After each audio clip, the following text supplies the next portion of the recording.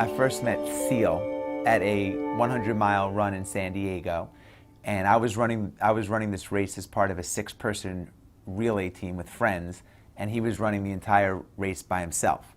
And the run was unsupported, so you have to bring your own supplies.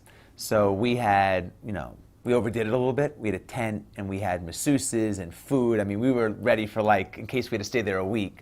And he had a folding chair, a bottle of water, and a bag of crackers. And I just thought to myself, who is this guy? I'd never seen anything like it. And during the race, I kept an eye on him, and around mile 70, he weighed probably 260 pounds, which is quite large for an ultra runner. He had broken all the small bones in both of his feet and had kidney damage, and he finished the race. So when it was done, I Googled him. He had a fascinating life story, and I decided literally to cold call him. And I flew out and met with him, and after sitting with him for a couple of minutes, I realized that I could learn so much from a guy like this and what makes him tick, and various buckets in my life would be so much better if a little bit of what he had rubbed off on me. I asked him to come live with my family and I for a month. So at the time that I invited Seal to come live with us, I had an 18-month-old son. I was married, still am, 2 more kids since, and I had sold a couple of businesses. I was in a great place professionally in my life, but I was also in a routine. And routines are great, but they can also be a rut.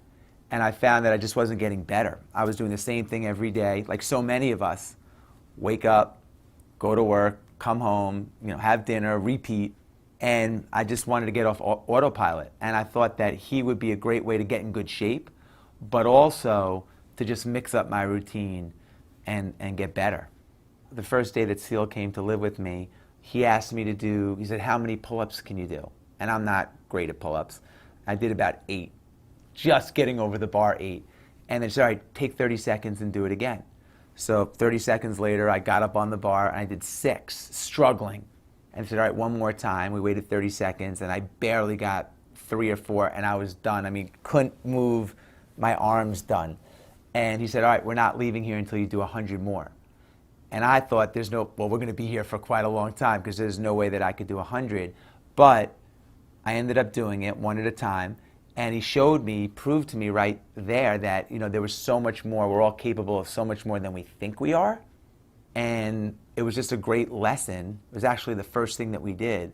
It was just a great lesson in we have so much more in our reserve tank than we think we do.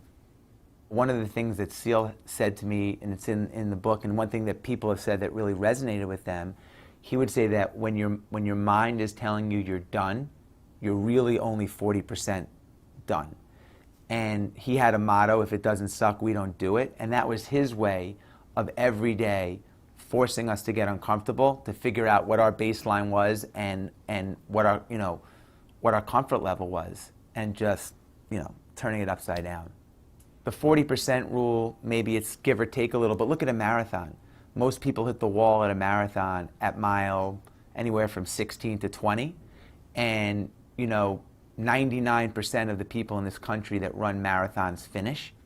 And they predominantly all of them go through this, hit the wall. So where does that extra 50 or 60% or whatever the number is come from? I mean, it's their brain saying, I'm done, I don't want to continue. But their will saying, you know what, let me get to the finish line. So we all have that will. It's just a matter of how do we apply it to not just the once-a-year marathon, but to our daily lives and make it, apply to a variety of things.